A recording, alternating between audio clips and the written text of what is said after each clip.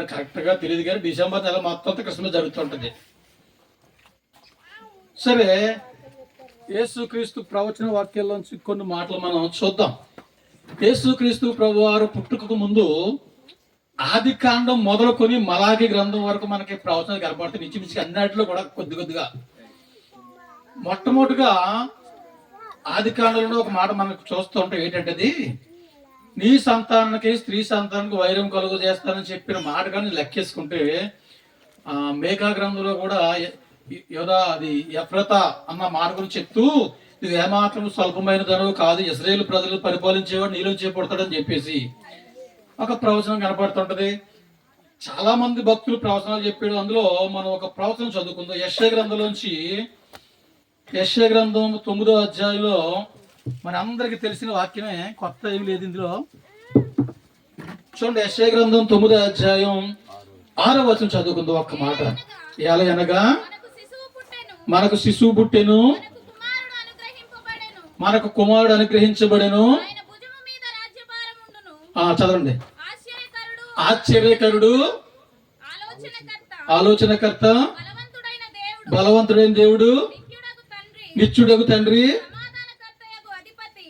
అని ఆయనకు పేరు పెట్టబడను. దేవునికి స్తోత్రం చెప్దాం. చిన్న ప్రార్థన చేద్దాం. పరిశుద్ధుడా నీ పరిశుద్ధమైన గణనామనకు ప్రార్థన చేస్తూ ఉన్నాను. ప్రభువా, ఇదిగో నీ లేఖన భాగం చదవబడింది. మా వెనుకల్లో దీవించి ఆశీర్వదించమని ప్రార్థన చేస్తున్నాను తండ్రి. వినే చెవి గ్రహించే మనసు మాకు అందరూ దయచేయమని ప్రార్థన చేస్తున్నాం. యావన చుట్టూ మీ కంచి వేసి ఉంచండి దేవా. అడ్డగిస్తున్న ప్రతి దురాత్మ శక్తులు యేసునామములో లయపరచండి తండ్రి. మీ సన్నిధి స్థలంలో ఉంచి మీ నామానికి మహిమకరంగా జరిగించి మీరే ఘనత మహిమ ప్రభావాలు పొందమని ప్రార్థన చేస్తూ మా ప్రభువును ప్రియ రక్షకుడైన యేసుక్రీస్తు నామమున అడుగుచున్నాం మా ప్రియ పరలోకపు తండ్రి. ఆమేన్. ఇందాక మనం ఆరాధన చేసాం కదా, ఒక పాట పాడాం. రాజా నీ సన్నిధిలోనే ఉంటానయ్యా. ఒక చోటట పాస్టర్ గారు ప్రకటన చేశారట. అమ్మ అందరూ 3 రోజులు వచ్చి దేవుని మందిరంలో పడుకుని ప్రార్థన చేసుకుంటూ ఉపవాసం కూడా కనడట పాస్టర్ గారు. అంటే పాపం సరే అని చెప్పేసి కొత్త సంచులు బట్టలు పెట్టి వచ్చేసారట. అందరూ ఉదయకాలం అదే పాట పాడారంటే ఆరాధనలో. అవి బాగా గుర్తుందనమాట ఆ పాట. ఎందుకని ఇంటికాడ ఆవిడకి కొంచెం జాగ్రత్తగా ఫ్యాన్ ఉండాలి, కొంచెం కంఫర్టబుల్గా ఉండాలన్నమాట. లోపల దోమలు కొడుతున్నాయి బాగానే మందిర్లో. దోమలు కుట్టేటప్పటికి 3 రోజులు ఉందామని వచ్చిన ఆవిడ ఫస్ట్ రోజు ప్రార్థన అయిపోగా వెళ్ళిపోతుందట. అదేటమ్మా పొద్దున్నే పాట పాడేవి కదా, నీ సన్నిధిలో ఉంటాను పాడేవి కదంటే ఆవిడ అందంట. అయ్యగారు బాగానే ఉన్నా కానీ కింద చరణం బాగలేదు, నేను ఉండలేనని పాడింది కదా, అది మాత్రం చూసేటట్టు మీరు అందట. అంటే ఏంటి, అన్నీ అనుకూలంగా ఉండాలి. కుర్చీలు ఉండాలి, ఫ్యాన్లు ఉండాలి. మరి ఈరోజు చర్చిలు కూడా అంతే కదమ్మా. మన ఇండిపెండెంట్ పెంతుకోస్ చర్చిలో కుర్చీలు ఉండవు, కానీ సిటీలో పెద్ద చర్చికి వెళ్ళండి అన్ని కుర్చీలు బెంచీలే. కింద కూర్చున్నా కూడా అసలు కాళ్ళు వంగవు కదా. అది సమస్య. సరే, అపోస్తలుల కార్యాలు 10:36 కూడా ఒక మాట రాయబడింది. యేసుక్రీస్తు అందరికీ ప్రభువు. యెషయా భక్తుడు చెప్పిన ప్రవచనం ఎప్పుడంటే యేసుక్రీస్తు ప్రభు వారి కంటే ముందుగా ఇంచుమించు ఒక 700-750 సంవత్సరాల ముందు చెప్పిన ప్రవచనం ఇది. ఏంటో ప్రవచనం అంటే, ఎలాగనగా మనకు శిశువు పుట్టెను, మనకు కుమారుడు అనుగ్రహించబడెను, ఆయన భుజం మీద రాజ్యభారం, ఆశ్చర్యకరుడు, ఆలోచనకర్త, బలవంతుడైన దేవుడు, నిత్యుడగు తండ్రి, సమాధానకర్త అధిపతి. ఆయన పేరు పెట్టాలని చెప్పేసి పేరు చెప్తుంది. ఆశ్చర్య కార్యాలు చేసే దేవుడు. ఇంకేం చేసే దేవుడైనా? ఆలోచనకర్త, బలవంతుడు. ఇదే మాట మీద మనం కొన్ని ఒక 4 మాటలు మనం ముందుకు వెళ్ళినట్లయితే సమయం మనం ముగించుకోవచ్చు కరెక్ట్గా. ఇందులో కొంచెం క్రిస్మస్ సందేశం వస్తుంది. లాస్ట్కి కొంతమందికి అనుమానం రావచ్చు, క్రిస్మస్ కదా ఈ వాక్యం తీసుకున్నారు ఏంటి అని. ఏమన్నా వచ్చింది అనుమానం ఎవరికైనా? అలాగా వచ్చినాయి రాబోయే ఏం పర్లేదు, కానీ జాగ్రత్తగా గమనింటే అందులోనే పెద్ద క్రిస్మస్ సందేశం ఉంటుంది అనమాట. దేవునికి స్తోత్రం చెప్దాం. ఆశ్చర్యకరుడు, ఆలోచనకర్త, బలవంతుడైన దేవుడు. ఆశ్చర్యకరుడు ఏంటి అని చేసిన ఆశ్చర్యకరుడు మనం ఆలోచన చేస్తే, ఆయన నరావతారిగా భూమి మీద 33.5 సంవత్సరాలు భూమి మీద జీవించి సేవ చేసిన దినాల్లో ఎన్నో కార్యాలు చేశాడు. చివరి మాట ఏంటంటే, చనిపోయిన వారిని సైతం ఆయన లేవనెత్తాడు. దేవునికి స్తోత్రం. కుంటి వారికి కాళ్ళు ఇచ్చాడు, గుడ్డి వారికి చూపునిచ్చాడు, కుష్ఠరోగులు బాగు చేశాడు. ఇక అది ఇది లేదు, ఎంతో మందిని చనిపోయిన చివరికి దానికంటే ఇంకేం కావాలి? గొప్పది కదా అది. ఆశ్చర్యకరుడు ఆయన పేరు. అందుకు బట్టి దేవునికి స్తోత్రం చెప్తాం. అంతేకాదు, ముఖ్యంగా మత్తయి సువార్తలోంచి ఒక మాట చదువుతారా? 14వ అధ్యాయం, మత్తయి సువార్త 14వ అధ్యాయం. ఆయన చేసిన కార్యం ఏంటో చూద్దాం ఒక మాట. 14వ అధ్యాయం 15 నుంచి. శిష్యులైన వద్దకు వచ్చి అరణ్య ప్రదేశము ఇప్పటికే ప్రొద్దుపోయినది, జనులు గ్రామంలోనికి వెళ్ళి భోజన పదార్థములు కొనుక్కున్నటకై వారిని పంపివేయమని చెప్పగా యేసు వారు వెళ్ళనక్కర్లేదు, మీరే వారికి భోజనం పెట్టుడని చాలు. దేవునికి స్తోత్రం చెప్దాం. యేసు ప్రభు వారు చేసిన కార్యాల్లో ఇది ఒకటి ఏంటంటే, ఆ దినాల్లో మన ఈ రోజు 3 రోజులు మీటింగ్లు జరుగుతున్నాయి చూడండి. ఎక్కడ 3 రోజులు పెడుతుంటారు, 4 రోజులు 2 రోజులు కూడా పెడుతుంటారు. ఇది ఈనాడు కాదు, ఎప్పటి నుంచో వచ్చింది ఈ క్రమం. అప్పటి నుంచి జరుగుతూనే ఉన్నాయి అలాగా. అయితే ఆ రోజు ఏం జరిగిందంటే, ఉదయం నుంచి సాయంత్రం వరకు వాక్యం వెంటనే ఉన్నారు ప్రజలు. మధ్యలో ఆకలి ప్రస్తావం లేదు, నీళ్ళ ప్రస్తావం లేదు, ఏమీ లేదు. అయితే సాయంత్రం అయిపోయిందట. వచ్చి అంటారంటే శిష్యులు, అయ్యా మరి వీళ్ళు తిరిగి పంపించారు కదా, భోజనానికి వెళ్ళాలి కదా అంటే, ఏం అక్కర్లేదు మీరే పెట్టినారంట. ఇదేంటి ఏమి లేకుండా ఏం పెట్టమంటే అన్నప్పుడు, అందులో పాపం చిన్న పిల్లలు ఉంటారు కదా. అందులో ఒక ఆమె ఏం చేసిందంట, ఆ కుర్రోడికి ఏం చిన్న బాక్సులు పెట్టి ఏం పెట్టిందంటే, యావల రొట్టెలు, 5 రొట్టెలు 2 చిన్న చేపలు పెట్టి పాపం బాక్స్ పెట్టి, ఎవరి తల్లినా పంపలేదంటారు. ఇంకా పంపే ఉంటారు కొంతమంది, కక్కుర్తి ఎక్కువ కదా, చెప్పరు. అయితే ఏం చేశాడు పాప కుర్రోడు, అయ్యా మరి మా అమ్మ పెట్టింది నాకని చెప్పి తెచ్చి యేసుప్రభు చేతిలో పెట్టాడట. ఆయన దాన్ని ఏం చేసి విరిచి కృతజ్ఞతాస్తులు చెల్లించి ఇది విరిచిపెట్టను అన్నాడు. చూసి వాళ్ళకి ఇది విచిత్రంగా ఉండొచ్చు, ఇంకా రకంగా ఏమైనా అనుకోవచ్చు కూడా. ఎందుకు ఇదేట్రా ఇంత రొట్లు ఉన్నాయి, ఇక్కడ జనం చూస్తే 5,000 మంది పురుషులు అన్నాడు అక్కడ. మరి ఇంకా లెక్కేసుకుంటే స్త్రీలు ఎంతమంది ఉన్నారో, పిల్లలు ఎంతమంది ఉన్నారు, వీళ్ళందరూ లెక్కేసుకోవాలి కదా మనం. అట్లీస్ట్ లేదన్నా తెలిసి 15,000 10,000 పైన ఉంటారు. ఎంతమందికి భోజనం పెట్టాలంటే ఎంత పెద్ద పని. ఇప్పుడు 100 మందికి భోజనం పెట్టాలంటే స్టవ్ తేవాలి, తతంగం, పొలలో, ఎంత పని. కానీ ఇంచుమించుగా నాకు తెలిసి ఒక 15,000 20,000 మంది ఉండొచ్చేమో. కనీసం 10,000 వేసుకుంటే 5,000 మంది పురుషులు ఉన్నాడు అక్కడ. మరి పిల్లలు వారి భార్యలు ఉంటారు కొంతమందికి. ఇలా లెక్కేసుకుంటే ఒక 10,000 పైన ఉండొచ్చు. మరి వీళ్ళందరికీ పెట్టాలంటే ఎక్కడ పెట్టాలి? యేసుప్రభు అన్నాడు, అబ్బా మీరేం వాళ్ళేం పంపగలదు, మీరే పెట్టినాడు. ఒక కుర్రోడు తెచ్చి ఇచ్చాడు, దాన్ని విరిచి మీరు వడ్డించండి అన్నాడు. లైన్ లో కూర్చోమేడం లైన్ లో కూర్చోబెట్టి వడ్డించారు. ఆ తినగా ఎంత మిగిలిందని చెప్పాడు, ఇంకా 12 గంపలు మిగిలి. దేవునికి స్తోత్రం, హల్లెలూయా. ఇది ఆశ్చర్యకారం కదా. ఎంతో మంది, నాయీను విధవరాలు, యాయిరు కుమార్తె, ఇలాగ ఎంతో మంది చనిపోయిన వారిని సైతమైనా లేవనెత్తిన దేవుడు. దేవునికి స్తోత్రం. అందుకని ఆశ్చర్యకారుడు అన్నాడు. అది చేసే కార్యాలు ఆశ్చర్య 98 ఆశ్చర్య కార్యాలు చేసే దేవుడు. ఆయన పేర్లో ఒక పేరు అది, ఆశ్చర్యకరుడు, ఆలోచనకర్త, బలవంతుడైన దేవుడు, నిత్యుడు తండ్రి, సమాధానకర్త గతిపతిని ఆయనకు పేరు పెట్టుదురు. దేవునికి స్తోత్రం చెప్తాం. హల్లెలూయా, హల్లెలూయా. యోహాను సువార్తలో ఒక గుడ్డివాడు మనకు కనపడతాడు. 9వ అధ్యాయం 6వ వచనం కూడా చదవండి ఒకసారి. యోహాను సువార్త 9వ అధ్యాయం 6వ వచనంలో ఏం రాయబడ్డో చూద్దాం. ఆయన నేల మీద ఉమ్ము వేసి బురద చేసి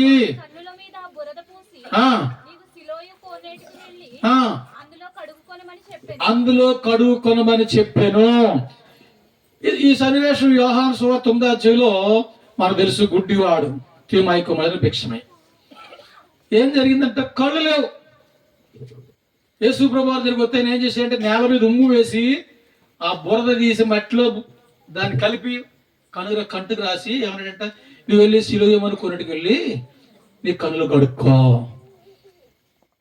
మనం అయితే ఏమంటాం? అసలు ఏం ఆలోచన అవుతుంది? మట్టి అయితే తగ్గిపోద్దా? వెంటనే సిలువ కొన్నిటికి వెళ్ళాడు, కడుక్కున్నాడు, చూపు పొందాడు. దేవునికి స్తోత్రం, హల్లెలూయా. ఇలాగే కొన్ని మట్టుకు నేను చెప్పి 2-3 చెప్తూ బైబిల్లో చాలా విషయాలు ఉన్నాయి. ఆయన చేసిన కార్యాలు, ఆశ్చర్య కార్యాలు, అద్భుత కార్యాలు. నిజానికి ఆశ్చర్య కార్యాలు, అద్భుత కార్యాలు జరగకపోతే ఈరోజు ప్రజలు నమ్మరు. ఈరోజు ఏమైందంటే టాపిక్ డైవర్షన్ అయింది చాలా చోట్ల. ఏమంటున్నారు? అద్భుతాలు ఆశ్చర్య కార్యాలు, అద్భుతాలు ఆశ్చర్య కార్యాలు లేవని చెప్పట్లేదు, ఉన్నాయి. అది ఒక భాగం మాత్రమే. ప్రత్యేకంగా ఆశ్చర్య కార్యాలు కాదు. ఆశ్చర్య కార్యాలు జరిగితే మనిషికి మేలు పొందుకుంటాడు, మేలు జరుగుతుంటే స్వస్థత పొందుకుంటాడు. కానీ ఆత్మీయ స్వస్థత లేకుండా శారీరక స్వస్థత ఎందుకు? ముందు ఆత్మీయ స్వస్థత పొందుకున్న తర్వాత ఆ శరీర స్వస్థత ఆటోమేటిక్గా అదే వస్తుంది. దాని గురించి మనం ప్రత్యేకంగా ప్రాకులాడాల్సిన పని లేదు. ఈరోజు ఏమైందంటే ప్రత్యేకంగా స్వస్థతలు ఏవో జరుగుతున్నాయి. నేను కాదని అంటలేదు, కానీ ప్రత్యేకంగా స్వస్థత మీద దృష్టి పెట్టద్దు. స్వస్థత వస్తుంది ఆటోమేటిక్గా. ముందు మనం చేయవలసిన పని ఏంటి? ఆత్మీయ స్వస్థత పొందుకుంటే, పాపం నుంచి విడుదల పొందుకుంటే, క్షమాపణ పొందుకుంటే ఆటోమేటిక్గా ఏమైపోద్ది? స్వస్థ అయిపోద్ది. యేసుప్రభువు వారు చెప్పారు కదా, యోహాను సువార్త 5వ ఉంటుంది కదా, ఎవరో కోనేరు దగ్గర అంటాడు కదా, నువ్వు మరలా పాపము చేయకు, నువ్వు మేలు పొందావు కదా, మరింత కీడు రాకున్నట్టు మరలా నీవు అంటే పాపం చేయడం వల్ల జరిగేది ఏంటో తెలుసా? పాపం చేయడం వల్ల ఏమొస్తాయి?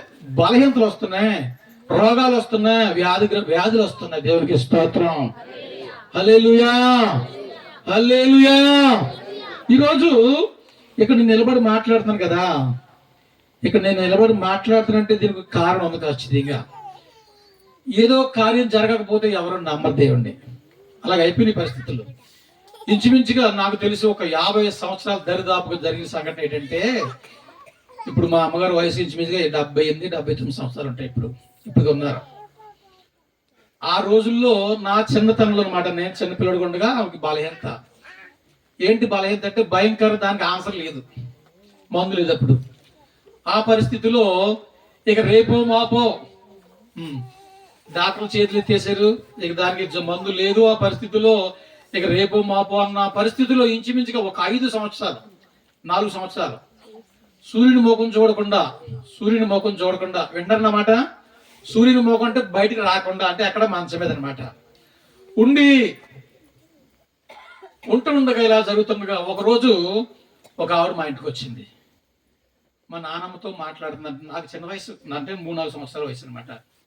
నాకు వచ్చిన తెలుసు గుర్తుగా మా నాన్నమ్మతో ఏం చెప్తుందంటే, మీ చిన్నకోళ్ళు లేదమ్మా అని అడుగుతుంటే మా నాన్నమ్మ ఏం చెప్తుందంటే ఆవిడకి, ఏం చిన్నకోళ్ళమ్మ, పిల్లలందరూ నా మీద పడేసి వెళ్ళిపోయేలా ఉంది, పిల్లలందరూ నా మీద వేసి వెళ్ళిపోయేలా ఉంది అని మాట విన్నప్పటికీ ఎక్కడో మంచం మీద ఉన్న మనిషికి మాట పడ్డది. మంచం మీద బాధతో ఉన్న వ్యక్తికి మాట పడి, అందరూ బయట కూర్చొని మాట్లాడుతున్నారు కదా, నేను లేకే కదా నా గురించి మాట్లాడుతున్నారని మంచం మీద ఏడుతూ అలాగే పడుకుందనమాట.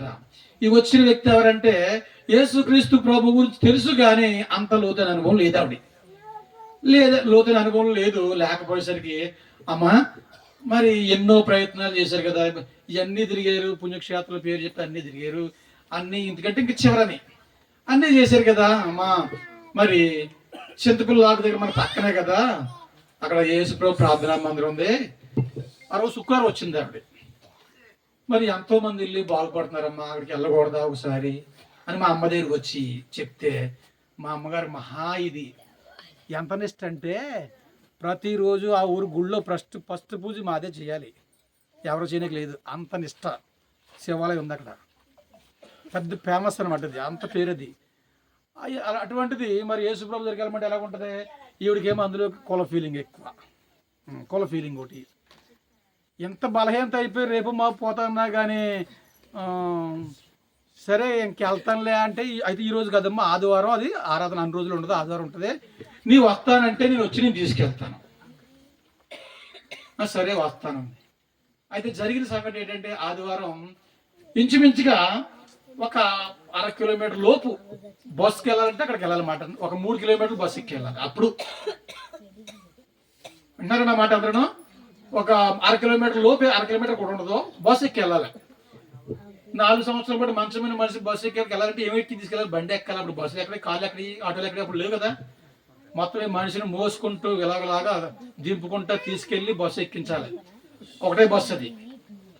అయితే అదే బస్సులో మా అమ్మమ్మ, ఈరోజు మా మామగారు అన్నమాట, మా పాస్టర్ మా నాన్నగారు, అప్పుడు చిన్నోడు, వీళ్ళందరూ అదే బస్సు దిగుతున్నారు. ఎందుకు? ఈయన తీసుకెళ్ళి కాకినాడలో పెద్ద హాస్పిటల్లో చూపించారని. అయితే మరి దిగుతున్నారు, ఎక్కడికి వెళ్తున్నాం అంటే వీళ్ళు బస్సు దిగుతున్నారు, ఈ బస్సు ఎక్కుతున్నారు అమ్మోళ్ళు. చూడండి ఎక్కుతుంటే ఎక్కడికి వెళ్తున్నామంటే అమ్మ ఎక్కడికి వచ్చేస్తాను అంతే, చెప్పనా కూడా సిగ్గు. ఎక్కడికి వెళ్తున్నామమ్మా? ఇక్కడికే వచ్చేస్తాను. ఎక్కడికే? యేసుప్రభు ప్రార్థనా మందిరానికి వెళ్తున్నానంటే ఏమనుకుంటారు? నువ్వు నమ్ముకున్నావా అంటే బాగుండు, అలాగంటారు. నువ్వు దిగిపోయావా అంటున్నారు చాలా మంది. దేవునికి స్తోత్రం. అప్పుడు ఏం చెప్పాలంటే, నేను దిగిపోలేదమ్మా, నేను ఎక్కిపోతున్నాను పరలోకం చెప్పాలి. దిగిపోవడం అయినా గొయ్యా నుయ్యా కాదు కదా. మరి ఏం చెప్పాలో? నేను పరలోకాల్లో ఎక్కిపోయి మార్గం చూసుకున్నాను చెప్తే బాగుండేది. ఆ మాట చెప్పిన సిగ్గేసి ఉండండి అమ్మ వచ్చేస్తాను అంటే, సరే వీళ్ళు ఇంటికి వచ్చారు. అమ్మ నానమ్మ తీసుకుని మందిరానికి వెళ్ళారు. 1 వారం అయింది, 2 వారాలు అయింది, 3 వారాలు అయింది. 3 వారాలు అయినప్పటికీ ఆ చిన్నపిల్లగారు అప్పుడు సేవ చేస్తున్న ఇప్పుడు మా పెద్దయ్య గారు నాన్నగారు మంచి అగ్గి మంచి అభిషేకంగా దేవచేయండి అనమాట. నెత్తిమీ చేసి ప్రార్థన చేసి తీవ్రంగా పోవాల్సిందే. అటువంటి సేవకుడు ఒక నిప్పు అనమాట. అంత గొప్ప సేవకుడు ఆయన. 3 వారాలు అయింది. 3 వారాలు అయ్యేసరికి 4వ వారం వచ్చింది. 4వ వారం వచ్చేటికి పొద్దున్న లేచి ఇల్లు దూసుకుంటుంది మా అమ్మ. ఇల్లు ఆగలు దూరుతుంటే అందరూ అనుకున్నారట, కొంతమంది మాట్లాడేంటి తర్వాత తెలిసిన మాటలు, ఆరిపోయి దీపానికి ఇలుగు ఎక్కుని ఒకలో మరేటి మరి నిన్న మొన్న దాకా మంచమే ఉంది, ఇప్పుడు ఏంటిది పొద్దున్న లేచి ఇల్లు దొరుకుతుంది అంటే ఎలా ఉంటది? 3 కిలోమీటర్లు బస్సు ఎక్కి తీసుకెళ్లే మనిషి 4వ వారం నడుచుకుంటూ వెళ్ళింది 3 కిలోమీటర్లు. దేవునికి స్తోత్రం, హల్లెలూయా. ఇక మా దగ్గర చాలా మంది ఉన్నారు ఇప్పుడు రోజు ఈ సేవకులు ఉన్నారు కొంతమంది. వాళ్ళందరూ వాళ్ళ తల్లిదండ్రుల మాట మా చుట్టాలే. వీళ్ళందరూ మంచి పూజారులు ఒక అప్పుడప్పుడు. అయితే వీళ్ళు ఏమంటుంది తెలుసా? మనం ఎన్నో పూజలు చేస్తున్నాం, ఏ ఫలితం దొరికింది? వీళ్ళందరూ కట్టగట్టి కాళ్ళ పడిచి వచ్చారు. వాళ్ళు కూడా దేవుడిని నమ్ముకునే రోజు. దేవునికి స్తోత్రం, హల్లెలూయా. ఆ విధంగా దేవుడు మా ఇంట్లోకి వచ్చాడు అనమాట మొట్టమొదటిగా. అయితే వచ్చిన తర్వాత కూడా దేవుడు అద్భుతమైన స్వస్థత, కానీ విని ఎరిగిన స్వస్థత. 2021లో కరోనా కాలంలో కూడా ఇంకా అయిపోయింది అనుకున్నాం. కరోనా కాలంలో ఒక రోజు ఫోన్ ఎత్తి ఓపిక లేక ఫోన్ ఎత్తకపోతే కొండ మీద దారి లేదు. ఆ పరిస్థితులు ఏమనుకుంటాం, ఇంకా అయిపోయింది కదా అనుకుంటాం. కానీ రాత్రి దేవుడు మాట్లాడాడంట. ఆ రోజు దేవుడు ఇంచుమించు 1 అరగంట సేపు మాట్లాడితే పొద్దున్న ఫోన్ చేసి సడన్గా ఫోన్ ఎత్తుంది. అమ్మ ఏంటమ్మా ఏం చేస్తున్నామంటే, ఇడ్లీ తింటాను. నాకు ఆ చేసుకొచ్చింది, నిన్నేం మాట రాలేదు, పోయింది అనుకున్నాం. ఇప్పుడు ఇడ్లీ తింటుందంటే ఏంటి సంగతి అంటే, ఏం లేదు రాత్రి దేవుడు 1 అరగంట సేపు మాట్లాడి నాతోటి బ్రతికించాడు అని చెప్పింది. దేవునికి స్తోత్రం, హల్లెలూయా. ఇంచుమించుగా 55 సంవత్సరాల సర్వీస్ లో ఈ 2024లో ఒక్క ఆదివారం మాత్రమే మిస్ అయింది ఇప్పటికి. ఎందుకు అదేనని ఆ రోజు అర్జెంటుగా కొంచెం బాగా హాస్పిటల్ తీసేయాల్సి వచ్చింది. మీలో ఎంతవరకు దేవుడిని నమ్ముకుని ఒక్క ఆదివారం కూడా మానవులు ఉంటారు సార్? దేవునికి స్తోత్రం చేద్దాం, చేతి చూపించండి. ఒక్క ఆదివారం కూడా మానవుళ్ళు, హల్లెలూయా. మా అమ్మ వయసు అంటే ఇంచుమించుగా 55 సంవత్సరాల సర్వీస్ లో, అంటే దేవుని మందిలో అడుగుపెట్టి 55 సంవత్సరాలు. ఈ 55 సంవత్సరాల్లో ఈ రోజుకి ఒక్క ఆదివారం అంటే ఈ సంవత్సరంలో అదైనా పరిస్థితిని బట్టి దేవుని మందిరానికి అదైనా బలవంతంగా తీసుకెళ్ళవలసి వచ్చింది, వద్దన్నా కానీ. అంటే దేవుడు ఇప్పుడు కూడా సజీవుల సంఖ్యలో ఆమెను ఉంచాడు. దేవునికి స్తోత్రం. అంతకంటే ఆశ్చర్యం కూడా కావాలా? అయితే జరిగిన సంగతి ఏంటంటే, ఇంత దేవుడు స్వస్థపరిచాక ఒక 6 నెలలకు ఇక మంచి నమ్మకం ఏర్పడింది. దేవుని సన్నిధిలో సాగుతుండగా ఒక చిన్న అనుమానం. ఒక రోజు అందరికి లేదు, నాకెందుకు, నేనేం పాపం చేసేటి, ఏం పాపం చేసినా అనుకుని పాపం మామూలుగా అనుకుందంట. రోజు ఆ రాత్రి మళ్ళా ఇంతకుముందు ఏ సమస్య అయితే వచ్చిందో అదే సమస్య కడుపులో తిరిగేసినట్టుగా అయిపోయిందంట. ఎంత బాధ అన్నాడు. ముఖం కందిపోయి పొద్దునకి ఏడుపు అంత బాధపడుతుంటే, ఈ లోపల ఇంకొక ఆమె ఉంది అక్కడ, మరియమ్మ గారనే, వేరే ఊరి నుంచి కూతురింటికి వచ్చింది. ఆమె వచ్చి ప్రార్థన చేసి ఒకటే మాట అంది, నాయన ఈ పాప ఏ మాట అంది తెల్లో, దయతో క్షమించని ప్రార్థన చేసి 2 నిమిషాల్లో స్వస్థత ఇచ్చాడు దేవుడు. దేవునికి స్తోత్రం. చేసి 2 నిమిషాల్లో స్వస్థత. అంత అద్భుత కార్యం చేశాడు దేవుడు ఆ విషయంలో. ఈరోజు ఆ ముక్తేశ్వరం అనే చిన్న గ్రామం అది. ఆ గ్రామం నుంచి దరిదాపుగా ఒక 10 మంది సేవకులు బయటకు వచ్చారు. ఆ గ్రామం నుంచి ఇంచుమించుగా మా గ్రామంలో 3 వంతుల మంది దేవుని నమ్ముకున్నారు. ఏ చర్చికి వెళ్ళినా 3 వంతుల మంది దేవుని నమ్ముకున్నారు. మా పెద్దయ్య గారు కానీ సహవాస సేవకులు కానీ మా ఊళ్ళో మీటింగ్ పెడితే వాక్యం చెప్పినప్పుడు ముందు మా అమ్మగారు పేరు చెప్పకుండా వాటిలోకి వెళ్ళరు. అంటే మూల విశ్వాసం మొట్టమొదట అంత భక్తి చేశారు. దేవుడు ఆ విధంగా ఇప్పుడు కూడా సజీవుల సంఖ్యలో ఆమెను ఉంచాడు. దేవునికి స్తోత్రం, హల్లెలూయా. గుడ్డివాని కన్నులు తెరిచిన దేవుడు. అంతేకాదు లూకా సువార్త 8వ అధ్యాయంలో ఒక స్త్రీ మనకు కనపడుతుంది. అది కూడా చూడండి మాట. 8వ అధ్యాయం 43వ వచనం. లూకా సువార్త 8:43. ఆ, రక్తస్రావ రోగము గల ఒక స్త్రీ రక్తస్రావ రోగము గల స్త్రీని ఎవని చేతను స్వస్థత నొందనిదై ఆ, ఆయన వెనుకకు వచ్చి ఆ, ఆయన వస్త్రపు చెంగు ముట్టెను. ఆయన వస్త్రపు చెంగు ముట్టెను, వెంటనే ఆమె రక్తస్రావము నిలిచిపోయెను. దేవునికి స్తోత్రం.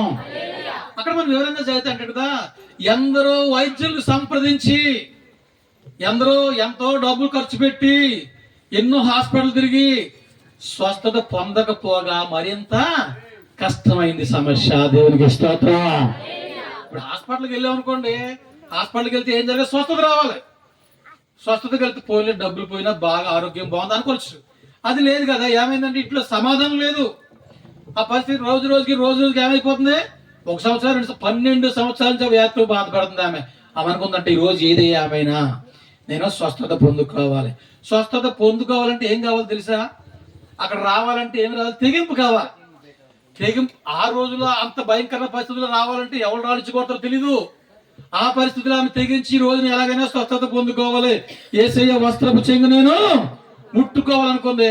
వచ్చి యేసయ్య వస్త్రపు చెంగును ముట్టగానే వెంటనే ప్రభావం ఆయనలోంచి ఆమెలోకి వచ్చి ఆమె ఏంటంటే అద్భుతమైన స్వస్థత పొందుకుంది. హల్లెలూయా, హల్లెలూయా, హల్లెలూయా. ఎందుకంటే 12 సంవత్సరాల నుంచి ఎందరో వైద్యులను సంప్రదించి ఆశ్రయించి తిప్పలబడి మరింత సమస్య తెచ్చుకుని తప్ప ఇల్లు ఒళ్ళు గొల్లైపోయింది. ఒంట్లో ఆరోగ్యం లేదు, ఇంట్లో డబ్బులు లేవు. అక్కడ యేసుప్రభువు పలికిన మాట, అమ్మా నీ విశ్వాసమైన స్వస్థపరిచను, సమాధానం గలదవైపో అన్నాడు. దేవునికి స్తోత్రం. అంటే అర్థం ఏంటి? ఇంట్లో ఏం లేదు, అక్కడ సమాధానం లేదు. అలా ఉంటుంది సమాధానం చెప్పండి. రోజు హాస్పిటల్కి వెళ్తాడ, భర్త దగ్గరికి వచ్చి 500 1000 అంటే ఎక్కడ తెస్తాడు? నిజంగా అప్పుడు నిజంగా మనిషి ఏమనుకుంటారు తెలుసా? ఇది సావనా సావదు, నన్ను బాగుపడేది అన్న ఆలోచన రాదంటారా? ఖచ్చితంగా వస్తుంది. పెద్ద అని చెప్పి సాక్షిని విన్నాను. ఆ మాటలు ఖచ్చితంగా వస్తుంది ఆలోచన. అలాగే మరి ఎన్ని డబ్బులు ఖర్చు పెట్టింది 12 సంవత్సరాల్లో, కానీ స్వస్థత లేదు. స్వస్థత పొందే ఆ సమస్య లేదు. స్వస్థత పొందక ఇంకా మరింత సమస్య ఎక్కువైంది. ఆ కారణం చేత అనుకున్నది, ఈ రోజు ఎలాగైనా నేను ముట్టి నేను బాగుపడాలనుకుంది. వచ్చింది నేను వస్త్రం చెంగును తాకగానే, ఇందాక చెప్పిన ఆయన ఎవరైనా ఉమ్మి వేసి ఉమ్ము కళ్ళు రాస్తే ఏమైందంట? కళ్ళు పొందుకున్నాయి. కళ్ళు స్వస్థత, కళ్ళు చూపు పొందుకున్నాయి. అంటే యేసయ్య ఉమ్మిలో శక్తి ఉంది, యేసయ్య వస్త్రంలో శక్తి ఉంది. యేసయ్య వస్త్రంలో శక్తి ఉంది, కానీ ఈ రోజు అమ్మే కచ్చిబిలో మాత్రం శక్తి లేదు. దేవునికి స్తోత్రం. హల్లెలూయా, హల్లెలూయా. మరి తెలిసి కూడా జనం ఎందుకు పరిగెడుతున్నారు? అక్కడ ఎక్కడో మీటింగ్ పడుతున్నారంట, చేతి పడిపోతున్నారంట, దొల్లేస్తున్నారట, కచ్చిబిలు అమ్ముతున్నారంట. ఎందుకంటే ఈ ఆలోచనలో నీ సేవకుడు చేసి నీకు విశ్వాసం స్వస్థత పొందవా? ఎక్కడికి వెళ్ళక్కర్లేదు. నీ సేవకుడు, నువ్వు దేవుని నమ్ము, విశ్వాసం ఉంచు, నీ సేవకుని ఎత్తుకు చేసి ప్రార్థన చేయాలి, అంతే కదా అనుకుంటారు కొంతమంది. పాపం ఇక్కడ 2-3 సేవకులు నిలబడి ప్రార్థన చేస్తాను అనుకోండి, అక్కడికి వచ్చి చేయించుకుంటది, ఎక్కడికి వచ్చి చేయించుకుంటది, ఎక్కడికి వచ్చి చేయించుకుంటది. అంటే ఏంటంటే అందరూ చేస్తే ఏదో అవుతుంది, ఏమి రాదు, ఇంటిని ఊడిపోద్ది, జరిగేది అదే. తర్వాత ఏమవుతుంది అంటే, ఒకవేళ ఎవరిని ఏమైనా ఉంటాయి మీకు అంటుకుంటే అందులో ఏం లేదు, డౌట్ లేదు. ఎందుకంటే అక్షత నిక్షేపణ విషయంలో పౌలు గారు స్పష్టంగా చెప్పాడు అన్నమాట. కాబట్టి అందరిని ఎత్తి చేసి ప్రార్థన చేసుకోకూడదు. వచ్చి కొన్ని చేరుతూ ఉంటారు, రేపు లేనిపోయిన సమస్య మనం కుదుర్చుకుంటూ అవుద్ది. లేదండి అయ్యగారు భలే చెప్పాడండి, ప్రార్థన చేసి గద్దెంతే పెంగిలి అయిపోయాడండి, అలాంటి వాళ్ళు కావాలి జనాలకి ఈరోజు. అది కాదు. ఏంది సేవకుడు మెల్లగా చేసినా గట్టిగా చేసి సేవకుడే. అభిషేకం ఎక్కడ పోద్ది? ఇది కాదని ఎక్కడికడకు తిరుగుతావు, పొందుకున్నావా స్వస్థత? లేదు. ఉపయోగం ఏంటి? స్వస్థత పరిస్థితి పాస్టర్ గారు కాదు, ప్రార్థన చేస్తారు పాస్టర్ గారు. నీకు విశ్వాసం ఉంటే అద్భుతమైన స్వస్థత పొందుకుంటావు. దేవునికి స్తోత్రం. హల్లెలూయా, హల్లెలూయా. 12 సంవత్సరాలు ఉన్న రోగం ఒక్క నిమిషంలో ఏం చేశాడు దేవుడు? స్వస్థపరిచాడు. ఏం అద్భుతం కాదు ఇది? ఎందుకంటే నేను ఇప్పుడు ముందు చెప్పాను చూడండి, ఇలాంటి ఎన్నో నేను చెప్పగలను. నా జీవితంలో వచ్చిన అనుభవం నుంచి ఎన్నో చెప్పగలను. ఎవరో కాదు, 30 సంవత్సరాల క్రితం నేను కూడా అనుభవించాను. 93వ సంవత్సరంలో 1993వ సంవత్సరంలో భయంకర అటాక్ జరిగింది. మనుషులు కాదు, దేవతలు. ఆ రోజు నేను సరాసరిగా దర్శనంలో పోరాటం, మామూలు పోరాటం కాదు, జాగ్రత్తగా మాట. ఎంతటి పోరాటం అంటే, ఆ రోజు దేవుని యొక్క దర్శనంలో నా అనుభవంలో నేను చూసింది ఏంటంటే, దేవుని యొక్క దూతల కాపుదలు అంటే ఏంటో ఎలాగుంటాయో నేను కళ్ళారడం చూశాను. ఆఖరికి చివరికి ఏమని తెలుసా, ఏం చేయలేక నీ అంతు చూస్తున్నా నేను చంపేస్తానంటుంది. నువ్వేం చేస్తావు పో అంటున్నాను నేను ఇలాగే డైరెక్ట్గా మకముఖిగానే. కానీ ఎంతో పోరాటం జరిగిన తర్వాత ఏం చేయలేక వెనక్కి తిరిగి వెళ్ళిపోయింది. ఎవరు అనుకుంటున్నారు? ఈ లోకంలో పెద్ద పేరున్న దేవత కనకదుర్గమ్మ. కానీ మనం ఏం భయపడకలేదు దేనికి, అది ఏది మనకి ఏది. ఎందుకంటే లోకంలో వాటికి శక్తి ఉంది లేకపోలేదు, కానీ మన దేవుడు ఎవరు? సర్వశక్తిమంతుడు. దేవునికి స్తోత్రం. సర్వశక్తిమంతుడు కాదు, నా వల్ల కాదు అని చెప్పేవాడు కాదు. దేవుడికి సమస్తము సాధ్యం. నీ తలనొప్పి తీయడంతో నీ ప్రాణం పోయి కూడా అంతే పని దేవుడికి. దేవుడికి పెద్ద పనేం కాదు. ఒక మాట సెలవిస్తే ఏమవుతే దేవుడికి సమస్తము సాధ్యమే. కానీ మనకేంటంటే పెద్ద అపనమ్మిక ఎక్కువ మనకి. నాకు అదే జరిగింది ఆ రోజు జరిగిన పని బట్టి హైదరాబాద్లో చిన్న జాబ్ చేసేవాడు నేను ప్రైవేట్ కంపెనీలో. దసరా సందర్భంగా ఆయన తెలుసు, నా గురించి తెలుసు, వీడు ఏది ముట్టుకోవడం తెలుసు. అక్కడికి అన్నాడు, నువ్వేం చేయట్లేరు, బయట కూర్చో, అక్కడ రోడ్డు మీద కూర్చొని అందరూ కడుగుతున్నారు, ఫోటోలు కొడుతున్నారు, అన్నీ చేస్తున్నారు. చేస్తూ ఉండగా ఆ మన్నాడు ఎప్పుడు దసరా అనమాట, సరిగ్గా నాకు గుర్తులేదు, అప్పుడే 30 సంవత్సరాలు అవుతుంది. ఆ దసరా రోజు సందర్భంగా ఏం జరిగిందంటే, పొద్దున్న రారా అన్నాడు, తెలిసిన ఆయన ఓనర్ కూడా. నేనేం చేశానంటే, ఎందుకంటే నేను రానులేనంటే, లేదు నీకోసం ప్రత్యేకంగా అక్కడ ఏం కొయ్యట్లేదు, మామూలుగా షాపులో స్వీట్ తెస్తాం, హాట్ తెస్తాం, అదే పట్టుకెళ్తే రారా అన్నాడు. సరేలే పెద్ద అయిన కదా మాట కొట్టేయడం ఎందుకని వచ్చాను. వచ్చినప్పటికి ఏం జరిగిందంటే, అనుకున్నట్టుగానే కవర్లో ఒక కొంచెం స్వీటు హాట్ కవర్ ప్యాక్ చేసి ఇచ్చారు. అయితే ఎవడో అందులో ఒక కొబ్బరి చెప్పు కూడా అందులో వేసాడు. దాన్ని కొట్టింది. దాన్ని నేను చూసుకోలేదు. డైరెక్ట్గా బాలనగర్ రోడ్ దాటేసి సనత్తున్నారు, వచ్చేస్తున్నాను, చేతిలో కవర్ ఉంది, ఇలాగ వాడుకుంటూ వచ్చి నా రూమ్ దగ్గరికి వచ్చి తల తీయబోతుంది, తాళించి జల్లి వచ్చి చెప్పింది. ఈ కవర్ జారిపోయింది. కవర్ జారితే కవర్లోంచి చెప్ప బయటపడ్డదా. అమ్మ ఎంత పని చేయడం, కాలుతో తందని నేను తన్నప్పుడు దానికి వచ్చింది మామూలు రాలా. ఏ దిశనైతే తన్నాను, ఏ పక్కన అదే రాత్రి నేను చూసిన దర్శనం అక్కడి నుంచి వచ్చింది. అది వచ్చి ఎంత పోరాటం అంటే, రాత్రి దేవుని యొక్క కాపుదల లేకపోతే ఈనాడు నన్ను మర్చిపోదురన్నమాట. దేవుడు అంత కాపుదలు ఇచ్చాడు. దేవునికి స్తోత్రం. హల్లెలూయా. దేవుని కాపుదల లేకపోతే మనకి ఏమి లేదండి. ఎక్కడో ఆశ్చర్య కార్యాలు కాదు, వినాలి. ఎక్కడో జరిగింది కాదు. గత 2020-21లో కరోనా కాలంలో మన ఎంతో మంది మన కళ్ళ ముందు లోకం మట్టిలో మట్టి అయిపోయారు. ఎంతో మంది. దేవుడు మనల్ని ఎందుకు ఉంచాడు? మన భక్తులను అలగటనే, అయితే ప్రార్థనా పరులోనా, లేకపోతే గొప్పలోనా, ఏమీ కాదు. దేవుడు తన ఉచితమైన కృప చేత మాత్రం మర్చిపోవద్దు. దేవుడికి స్తోత్రం.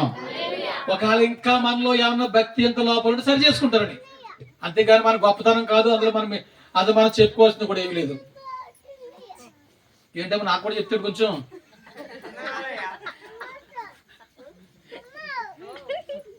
రెండవది ఆశ్చర్యకరుడు, ఆలోచనకర్త. దేవుడికి స్తోత్రం. ఆశ్చర్యకరుడు, ఆలోచనకర్త, బలవంతుడైన దేవుడే ఉంది కదా. ఆలోచనకర్త. దేవునికి స్తోత్రం. హల్లెలూయా. ఎందుకంటే యేసు ప్రభు వారు తన సేవా పరిచయంలో వింటున్నారా, రాత్రి అంతా ఎక్కడ గడిపేవాడైనా? రాత్రి ఎక్కడ ఉండేవాడు అమ్మా? కొండ మీద ప్రార్థనలో ఉండేవాడు. మనం ఎక్కడ గడుపుతున్నాం? ఇంట్లో కాదు, టీవీ కాడ. చాలా మంది చేసేది అదే నేను చెప్తాను. అంటే మీరు చేయకపోవచ్చేమోలేండి, కొంతమంది ఉంటారు. యేసు కొండ మీద ప్రార్థనలో ఉంటే కింద గుంపు కూడా ఉంది. అక్కడ వస్తాడు, చూద్దాం. ఆయన వెళ్ళింది ఎందుకు? ప్రార్థనకి వెళ్ళాడు. రాత్రి అంతా తండ్రితో సహవాసం చేశాడు, పగలంతా సువార్త పనిలో ఉండేవాడు. అయితే 8వ అధ్యాయం చూడండి, యోహాను సువార్త 8వ అధ్యాయం ఒక మాట చదవండి. 8వ అధ్యాయంలో జరిగిన సంఘటన ఏంటంటే,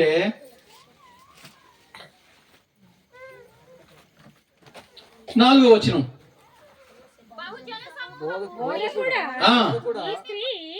వ్యభిచారము చేయుచుండగా పట్టబడెను, అట్టి వారిని రాళ్లతో కొట్టి చంపాలని మోషే ధర్మశాస్త్రం చెప్తుంది కదా, నువ్వేమంటావు?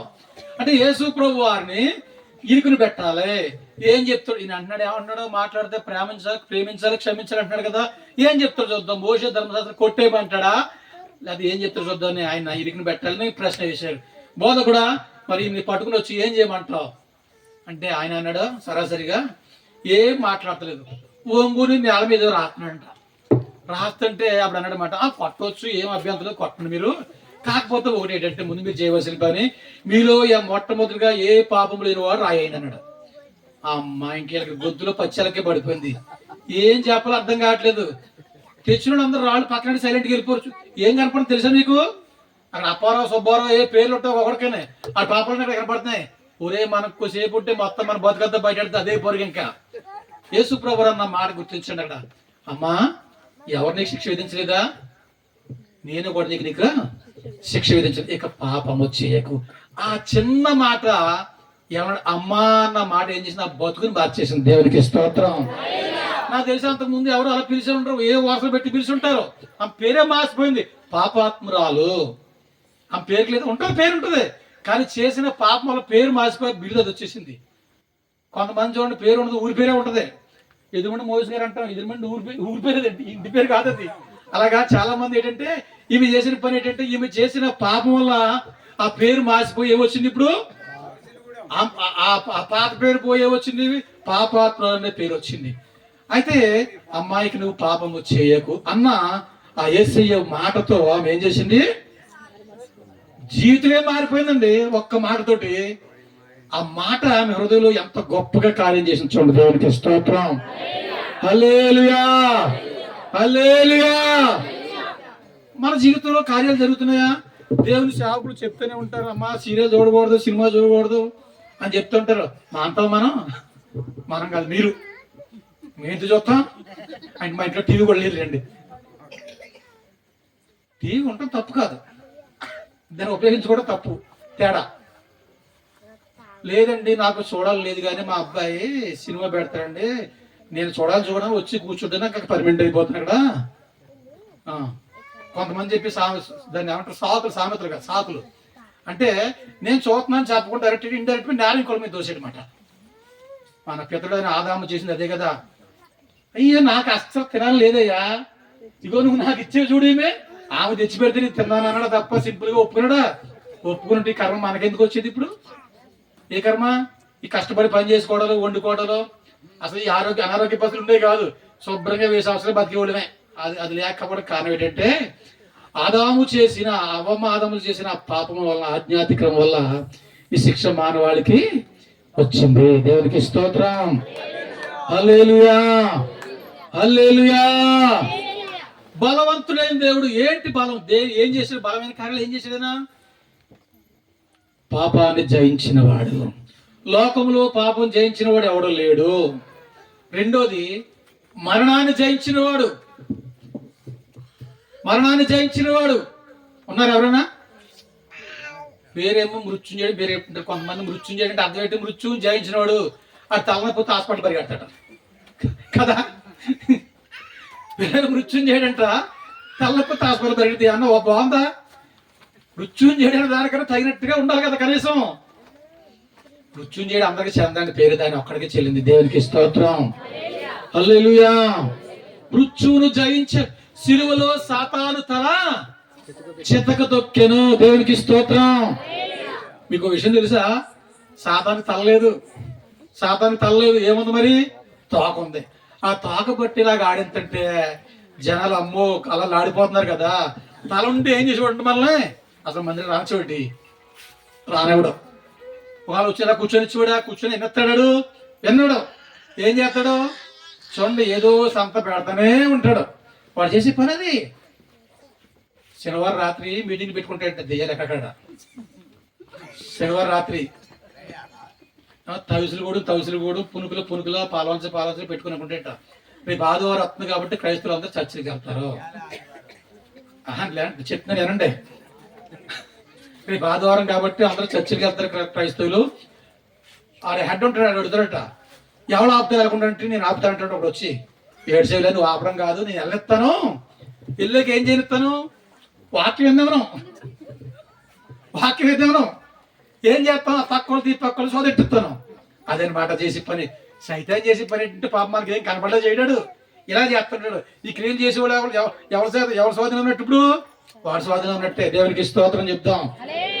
హల్లెలూయా. సిలువలో సాతాను తలను చితక తొక్కాడు. అలా తొక్కకపోతే ఆయన తొక్కాడు. అదే కాదు, మీరు కూడా తొక్కాలని చెప్పాడు. రామపత్రిక 11 అధ్యాయం కదా, 16 అధ్యాయం అంటాడు కదా, సమాధానకర్తగా దేవుడు సాతానును చెప్పండి ఏమన్నాడు, మీ కాళ్ళ కింద, అంటే మన కాళ్ళ కింద చితక తొక్కాలి. దేవునికి స్తోత్రం, హల్లెలూయా. మనకేమో ఫోటో చూస్తే భయం. రోడ్డు అంటే ఎవరన్నా కొబ్బరిగా కొట్టి పడితే అదే అనుకుని దాంట్లో వెళ్ళి పక్కన వెళ్ళిపోతారు. కాకపోతే మా ఇంటికి రండి, మా ఇంటి ముందు నుంచి నెహ్రూ రుచి దాకా ఎన్ని ఉంటే చూడండి ఒకసారి వచ్చి, చాలా కనపడుతుంటాయి. అవి ఏం చెయ్యం మనం వీళ్ళు అనుకుంటారు. పాపం అనుకునే వాళ్ళు కూడా వేసిపోయాం కదరా, మన కూడా రాదే పోయింది అనుకుంటారు, కూడా పోతే ఎక్కడికి వెళ్తుంది. జన ఉద్దేశాలు ఆలోచన ఎలాగుంటాయి. ఎందుకంటే యేసయ్య సాతాను తలను సిలువలో చితక తొక్కాడు. ఎందుకంటే ఆయన బలవంతుడు. మామూలుగా ఇంకోటి చేయడం గొప్ప కాదు. సాతాను తలను చితక తొక్కాడు, సాతాను ఓడించాడు. రెండోది మరణాన్ని జయించిన వాడే ఉండాలి. దేవునికి స్తోత్రం, హల్లెలూయా, హల్లెలూయా.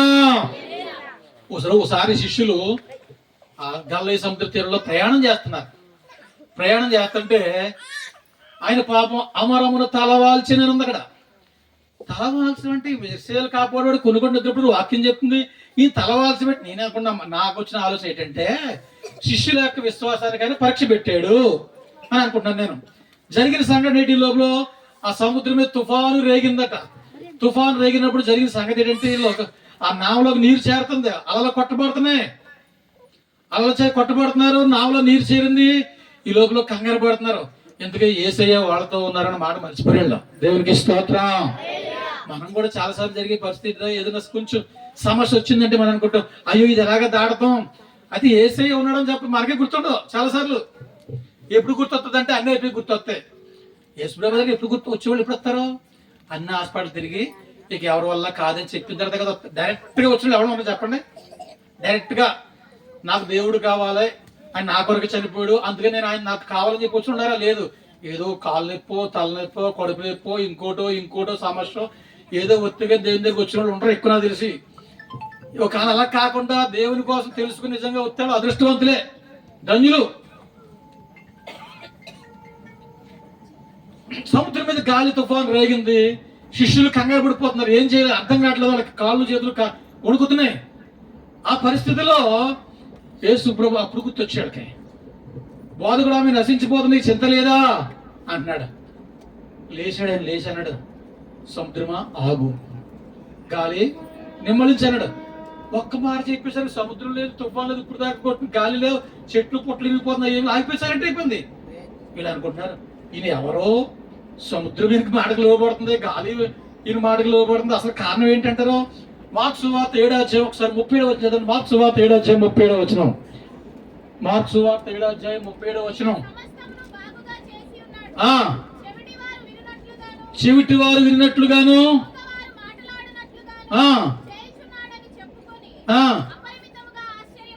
అపరిమితముగా, అంటే వాళ్ళ ఆశ్చర్యంగా హద్దులు లేకుండా ఏంటి గద్దించగానే ఏమైపోయింది, సముద్రం ఆగిపోయింది. అక్కడేమో ఇలా పాడిని ముడతాడు, బతికాడు. ఇలా కన్నుకి ఉమ్మురేస్తేనేమో కళ్ళు వచ్చినాయి. ఎన్ని ఆశ్చర్యకరాలండి, ఒకటి రెండా. అందుకని ఆశ్చర్యకరుడు, ఆలోచనకర్త, బలవంతుడైన దేవుడు, నిత్యుడగు తండ్రి. దేవునికి స్తోత్రం, హల్లెలూయా, హల్లెలూయా. అంతేకాదు గద్దింపగానే తుఫాను ఆగి. లోకసభ 8వ అధ్యాయం చూసుకున్న తర్వాత ఏమైంది? తుఫాను ఆగిపోయింది. మన జీవితంలో కూడా చాలా తుఫానులు రేగుతూ ఉంటాయి, సమస్యలు, సుడిగుండలో కొట్టబడుతుంటాం. కొట్టబడినప్పుడు మనకు ఆలోచన ఏమవుతుంది తెలుసా? ఇలా జరిగిందంటే కారణం మొత్తం ఎవరో ఏదో చేస్తున్నారు అన్నమాట. ఇందుకు నీ జీవితంలో ఉన్న పొరపాట్లు, లోపాలు సరి చేసుకోవడం చేతకలేదు. ఎవడో ఏది ఆడికి అంత అవసరం వచ్చింది చెప్పి ఆడికి 10,000 నీకు చేస్తాడా? 10,000 ఖర్చు అవుద్దామని చేసిన దేనికి చేతపాటు చేసినాకే నేను అనుకుంటారన్నమాట. ఆ ఇంట్లో ఏదైనా సౌండ్ వచ్చినా చూసావా, ఏదో వచ్చేసింది, ఏమి రాలేదు, కంగారు పడతాయి ఎందుకు? ఈ ఎలకలు తిరుగుతుంటాయి, బల్లులు తిరుగుతుంటాయి, దానివల్ల సామాను పడిపోతాయి. అంతేగాని దానికోసం ఇంత కంగారా? అయినా ఇవన్నీ ఎందుకు నీకు? ఏసైనా ఇంట్లో లేడా? ఏసై లేడా? ఉండడా లేదా? మరి ఉన్నప్పుడు ఇంత కంగారు ఎందుకు? ఆయన ఉంటే ఏమవుతా, ఆయన ఒక్క మాట సెలవుస్తా అన్ని నెమ్మలిస్తాయి. దేవునికి స్తోత్రం. గాలి ఆగు, సముద్రం నెమ్మలించాలని ఒకటే మాట. ఎంత ఉప్పు ఎంత ఉపద్రవంగా వచ్చిందో ఏమైపోయింది, సైలెంట్ అయిపోయింది. దేవునికి స్తోత్రం. హల్లెలూయా, హల్లెలూయా. 96 సంవత్సరంలో నవంబర్ 6వ తారీఖు మా ఏరియా కూడా అలాగైంది. భయంకరమైన తుఫాను, ఏం లేదు, 10 గంటల చూసాను అయిపోయినాయి. నేను 10 గంటల లోపల మొత్తం అంతా అయిపోయింది. ఎక్కడికక్కడ ఇళ్ళు లేవు, చెట్లు లేవు, పుట్లు లేవు. పద్దాడితే ఏమో సైలెంట్గా ఉంది. ఇది మామూలుగా ప్రకృతిలో వచ్చే తుఫాను, కానీ మన జీవితంలో కూడా చాలా తుఫాన్లు వస్తుంటే చూసి భయపడట్లేదు. మనతో ఉన్నాడు ఎవరో బలవంతుడైన దేవుడు. దేవునికి స్తోత్రం. హల్లెలూయా. ఆయన బలవంతుడే, మరి మనం బలంగా ఉన్నావా అంటే మనుషులు ఆగుంటాం కాదు, ఆత్మీయంగా బలమైన స్థితిలో ఉండాలి. ఆత్మీయంగా బలహీనంగా ఉండకూడదు. మన అంతరంగ పురుషుడు ఎలా ఉండాలి, దినదినము బలపరచబడాలి. దేవునికి స్తోత్రం. హల్లెలూయా. అందుకే మనం ఏం చేస్తుంటాం, వారానికి ఒక రోజు శుక్రవారం, అదే మంగళవారం ఏదో రోజు ఏం చేస్తాం, ఉపవాస ప్రార్థన ఎందుకున్నారు, ఆత్మ బలం పొందుకునే శరీర బలం కోసం కాదు. శరీరం బలం అయితే 3 రకాలు ఉన్నాయి, 3 రకాలుగా తిండి తింటే పోతుంది, దానికి కాదు, దాని గురించి కాదు. ఆత్మ బలపడాలి. మన ఆత్మ బలపడితే ఇలాంటి చిన్న చిన్న తుఫాన్లు సమస్యలు లెక్క చేయను. ఖచ్చితంగా ఆ ఒత్తిడి ఏ పోతాయి అనుకుంటావు, దానికోసం కాళ్ళు దుక్కో కంగారు పడవు. ఎవరు దొక్కుతారంటే ఆత్మ ఎవరైతే బలహీనంగా ఉందో వాళ్ళే కంగారు పడతారు. దేవునికి స్తోత్రం చెప్తాం. హల్లెలూయా, హల్లెలూయా. చూడండి, యోహాను సువార్త 8వ అధ్యాయం చదివాం కదా. బలవంతుడైన దేవుడు అంటే యోహాను సువార్త నుంచి 8వ అధ్యాయం, అక్కడ చివరి 46వ వచనంలో ఆ రోజు ప్రపంచానికి ఒక సవాల్ చేసలేన. 8వ అధ్యాయం 46వ వచనంలో దేవునికి స్తోత్రం. ఆ రోజు ఏమన్నాడు తెలుసా, నాలో పాపం ఉందని మీరు ఎవరన్నా స్థాపించే దమ్ముంటే రండి అన్నాడు. ఆ రోజు ఒక్కడు మాట్లాడలేదు. కానీ ఇప్పుడు వచ్చి బయటకు అంటున్నారు యేసుప్రభు అలాగే ఇలాగని చెప్తున్న శాతకర్ర. మరి అప్పుడు దమ్ముంటే అప్పుడు ఎవరైనా వచ్చారన్నాడు, శాస్త్రులు పరిచయులు పెద్ద పెద్ద యోధాను యోధులున్నారు కదా, ఒక్కడు ముందుకు వచ్చి ఇగో నీలో ఈ పాపం ఉందని స్థాపించగలిగిరా? ఒక్కడు లేడు. ఒక్కడ ముందుకు రాలేకపోయారు.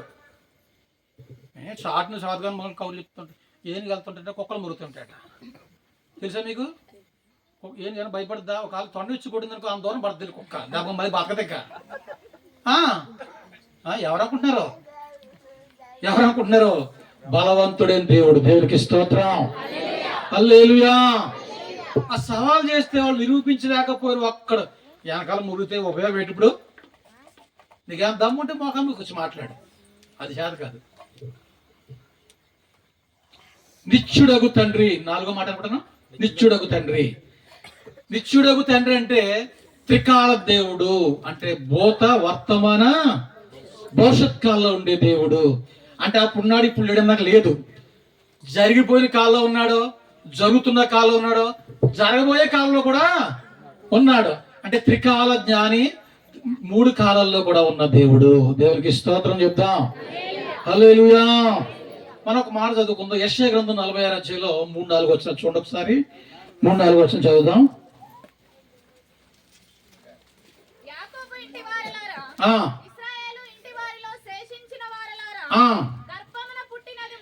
గర్భమున పుట్టినది మొదలుకొని నా చేత భరించబడిన వాళ్ళారా,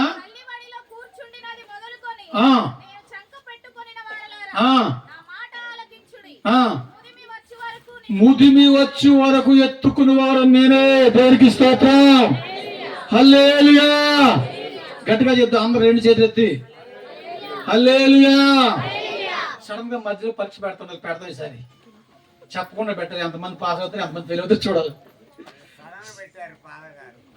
పెడదాం. నిత్యుడగు తండ్రి అంటే ఆ కాలం ఈ కాలం లేదు, అన్ని కాలాల్లో ఉన్న దేవుడు, అంతటా ఉన్నవాడు, సర్వాంతర్యామి. అందుకే ఆకాశమునికి ఎక్కిన అక్కడ నీవు నా చేయని పట్టుకుని, సముద్ర దిగంత తగిలితే అక్కడ నీవు ఉన్నావు. అసలు నీవు లేని చోటు ఎక్కడుంది? అన్ని చోట్ల, అన్ని కాలాల్లో, అన్ని నెలల్లో, అన్ని రోజుల్లో ఇప్పుడు వేసేసినది ఏ కాలం ఇది? అది మనం ఏం చేస్తాం తెలుసా? మీ అర్థం ఎందుకంటే మీది 10 గంటలకి ఆశీర్వాదం గారు అర్థం 10 గంటలకు అంటారు అయ్యగారు. ఎంతమంది 10 గంటలకు వస్తారు? 10 గంటలకు ఖచ్చితంగా ఎంతమంది వస్తారు? మీరు ఆశీర్వాదంగా సంఘం కాదు కదా, సరే ఏదో ఒకటి ప్రభుదాసయ్య గారి సంఘం కాబట్టి మీ ఆరాధన 10 గంటలకు అనుకోండి, కృష్ణపరగా కనీసం 10 గంటలకు ఉంటారా? అయ్యగారు బాగా చలిటి వస్తుంది కదండి, మరి యాసవికాలం ఏమంటావు? అసలు డిప్ప మాడిపోతుందండి యాసవికాలం. వర్షాకాలం వర్షం పడకపోయినా కానీ ఈ అమ్మ రాకపోయినారంటే కొంచెం మబ్బు పట్టింది, వర్షం వచ్చేదాకా ఉందని రాలేదండి. మరి ఇంకో కాలం ఏముంది చెప్పండి? ఉంది ఇంకోటి, పోయే కాలం ఉంది, లేకపోలేదు ఆ కాలం కూడా ఉంది. మరి మరి 3 కాలాలు కాకపోతే ఇంకేముంటదండి అది? లాస్ట్ కాలం, ఫైనల్ పోయే కాలం. దేవునికి స్తోత్రం, హల్లెలూయా. మన భక్తి అక్కడ తెలిపోద్ది. ఏది ఏమైనా వర్షాకాలం కాదు, ఎండాకాలం కాదు, శీతాకాలం కాదు, ఏ కాలమైనా ఏ టైంకి ఉండాలి? నువ్వు 10 అంటే 10కే ఉండాలి, ప్రారంభ ప్రార్థనకే ఉండాలి. ముందుంటే ఇంకా మంచిది, మంచిది. ముదిమి వచ్చే వరకు ఎత్తుకుని వాడని నేనే, దేవునికి స్తోత్రం, హల్లెలూయా. నాకు తెలిసి ఇక్కడ అందరికీ పిల్లలు ఉండుంటారు. మీ పిల్లల్ని ఎన్ని సంవత్సరాల దాకా ఎత్తుకుంటారు? 10 సంవత్సరాలు ఎత్తుకుంటారా? అరే ఎలా ఉన్నా చూడు, ఇంకా అక్కడి నుంచి మళ్ళీ మా అయ్యగారు చెప్తుంది 1 ఇయర్ అంట. ఇప్పుడు 1 ఇయర్ కూడా లేదండి, ఇప్పుడు అన్ని బేబీ కేర్ సెంటర్ ఉన్నాయి కదా, అక్కడ పోతున్నారు. కానీ అంటున్నాడు కదా, ముదిమి వచ్చే వరకు. మనకి గడ్డం మెరిసిపోయినా తల మెరిసిపోయినా ఆయన దృష్టిలో మనం పిల్లలని ఆయనకి అర్థవుతుందా? తల మెరిసిపోయినా కానీ మనం మన దృష్టిలో పిల్లలే. కాబట్టి మనం ఏం చేస్తున్నాయినా, ముదిమి వచ్చే వరకు ఎత్తుకునేవాడు. మనం ఏం చేస్తుంది తెలుసా? 2 సంవత్సరాలు దాటిందంటే ఎత్తుకోవడం కొంచెం కష్టం. ఎత్తుకుంటారా? 1 ఇయర్ అంట. ఒకవేళ పాపం ఎవరైనా లేక ఒకళ్ళే పుట్టుంటే ఇంకా ఏం చేస్తారు? 2 సంవత్సరాలు అంతకు మించారు ఎత్తుకున్నా తెలిసి ఈ రోజుల్లో. కానీ ఏమన్నాడు తెలుసైనా, ముదిమి వచ్చే వరకు, నీ తల వెంట్రులు నెరిగే వరకు నేను ఎత్తుకునేవాడు నేను, దేవునికి స్తోత్రం. ఎవరో ఈ దేవుడు? ఎవరి దేవుడు మనకే? ఆశ్చర్యకరుడు, ఆలోచనకర్త, బలవంతుడైన దేవుడు, నిత్యుడగు తండ్రి, సమాధానకర్త, దేవునికి స్తోత్రం. ఈ నిత్యుడు ఎప్పుడూ ఉండే దేవుడు. కొన్ని దేవుడు కొన్ని సీజన్లో ఉంటారు. ఇప్పుడు సీజన్ అయిపోయింది, రేపు మళ్ళీ సీజన్లో మళ్ళీ మామూలే. కొన్ని సీజన్లో వేస్తుంటారు, కొన్ని సీజన్లో ఈ రంగు వేస్తుంటారు, ఆ రంగులు వేస్తుంటారు. ఈ బయట ఈ మన దేవుడు అలా కాదు, ఎప్పుడు నిత్యం ఉండే దేవుడు, దేవునికి స్తోత్రం, హల్లెలూయా. కాబట్టి చివరి మాట చూసుకుని ప్రార్థన చేద్దాం. సమాధానకర్త. ఏంటి సమాధానం అంటే ఆదికాండం 3:24 మాటను చెప్తున్నాను చూడండి. ఆదాము చేసిన అతిక్రమం వల్ల దేవునితో మనకున్న సంబంధం ఏమైంది? తెగిపోయింది. దేవునితో ఉన్న సంబంధం తెగిపోయింది. భూమి మీద శాపం వచ్చి పడింది, భూమి శపించబడింది. దేవుడు అన్నాడు, స్త్రీ సంతానానికి నీ సంతానానికి నేను వైరం కలుగు చేస్తున్నాను. ఇది మొట్టమొదటి ప్రవచనం ఆదికాండలో. అది మొదలుకొని చివరి వరకు ఈ ప్రవచనాలు, పాత నిబంధన ప్రవచనాలు ఉన్నాయి. ఇది నెరవేర్కెళ్ళాలంటే మత్తయి సువార్తకి అక్కడి నుంచి ప్రారంభం అవుద్ది. అయితే ఈ దేవుడు చేసిన పని ఏంటంటే సమాధాన పరచడానికి, దేవుడితో మనం కోల్పోయిన సమాధానం తిరిగి పొందుకోవాలంటే ఏ స్థితి కోల్పోయో మరలా స్థితి మనకు రావాలంటే ఏం చేయలేనా?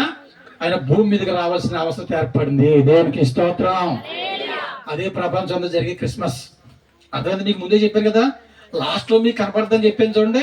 ఏంటనుకుంటున్నారు? మనం కోల్పోయిన సమాధానం తిరిగి పునరుద్ధరించడానికి ఆయన మధ్యవర్తిగా ఆయన ఏం చేశాడు? పాత నిబంధన పద్ధతిలో ఏం జరిగింది తెలుసా మీకు? బలి అర్పించారు. ఇప్పుడు ఏ బలి అర్పించే పని లేదు. ఆయన ఏమన్నా తెలుసా? మీరు ఏ బలి అర్పించొద్దు, మీ అందరి కోసం నేను ఏమవుతున్నా, నేనే బలి అయిపోతాను అని మన కోసం మధ్యవర్తికి వచ్చి నీ నా పాప శిక్షను భరించి, ఎప్పుడు ఆయన కన్యమరి గర్భంలో 9 నెలలు ఉండిన తర్వాత భూలోకంలోకి వచ్చి అక్కడి నుంచి ఎన్ని సంవత్సరాల నుంచి మించుగా అంటే ఒక 18 సంవత్సరాల మధ్యలో జాడ కనపడదు మనకి. తల్లిదండ్రులు లోబడి ఉండడం వాక్యంలో ఉండి 3.5 సంవత్సరాలు సేవ చేసి, అసలు పుట్టడే క్రిస్మస్ అంటున్నాం కదా. అసలు క్రిస్మస్ అంటే ఏంటి? ఎన్ని సంవత్సరం బట్టి మనం జరుపుకున్నాం క్రిస్మస్ అంటే క్రీస్తును ఆరాధించుట. ఆరాధిస్తున్నావా? అని ఆరాధించాలి. ఎలాగ ఆరాధించాలి?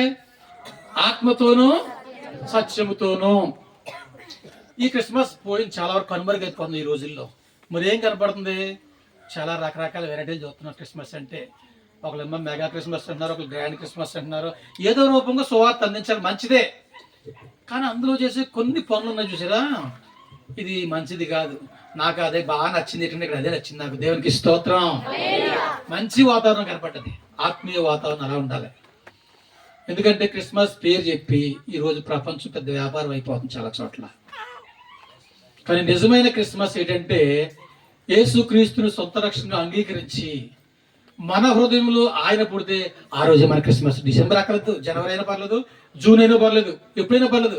అంటే నువ్వు నిజంగా క్రీస్తుని ఆరాధించినాడే క్రిస్మస్. ఆయన నీ హృదయంలో పుట్టినప్పుడే క్రిస్మస్. అంతవరకు ఎన్ని సంవత్సరాలు జరిగిపోతుండొచ్చు, కేకులు కట్ చేయొచ్చు, భోజనాలు పెట్టుకోవచ్చు, తత్వంగా చాలా మంది అనుకుంటే డిసెంబర్ 5 లైటింగ్ పెట్టుకోవాలి, కొత్త బట్టలు కొనుక్కోవాలి, ఒకవేళ డబ్బులు లేకపోతే పక్క ఎక్కడ 5 రూపాయలు వడ్డీకి అంత తెచ్చుకోవాలి. అప్పు అయినా నిప్పులాంటి సార్ అంటారు బయట, అప్పు అయినట్టు నిప్పులా ఉండాలట. బట్టలు లేకపోతే క్రిస్మస్ కాదా? బట్టలు లేకపోతే క్రిస్మస్ కాదా? సంతోషంగా వేసుకో, దేవుడు ఇచ్చేది తప్పలేదు. కానీ అదే క్రిస్మస్ అనుకోవడం పొరపాటు అని చెప్తున్నాను నేను. అదే క్రిస్మస్ అనుకోవడం పొరపాటు. నువ్వు ఏదైతే ఎప్పుడైతే దేవుని క్రీస్తుని హృదయంలో చేర్చుకుని నిజంగా ఆరాధిస్తావో అదే క్రిస్మస్. ఎందుకంటే నేను చేసిన పని ఏంటంటే అరావతారిగా భూమి మీదకి వచ్చి 33.5 సంవత్సరాలు భూమి మీద సేవ చేసి మన అందరి కోసం ఏమైపోయినా బలిగా అర్పించబడ్డాడు. దేవునికి స్తోత్రం. హల్లెలూయా. ఆయన బలి చేయబడి తండ్రికి మనకు ఉన్న సంబంధాన్ని మళ్ళా పునరుద్ధరించాడు. ఆది కాలంలో మనం ఏం తినాలో తెలిసే జీవవృక్ష ఫలాలు తిని నిత్యం జీవించాల్సిన ఉంది. కానీ ఎప్పుడైతే ఆదాము చేసిన పనికి 24 అధ్యాయంలో బయటకు దోశాడు, ఆదాన్ని బయటకు దోసి అక్కడ కెరూబుల్ని కట్టజోల్ని కావలి ఉంచినట్టుగా మనం చూస్తాం. మళ్ళీ ఈ ప్రవేశం ఎక్కడ ఉందో తెలుసా, మళ్ళీ ప్రకటన గ్రంథంలో చూస్తాం. ఏదైతే మనం పోగొట్టున్నామో, ఏ జీవవృక్ష ఫలాలు తినకుండా అక్కడ జరిగిందో అది మరలా తినాలంటే ఎక్కడ ఉందంటే ప్రకటన గ్రంథంలో కనపడుతుంది మనకి. అక్కడ తిన్నాక అవకాశం ఇచ్చింది ఎక్కడ?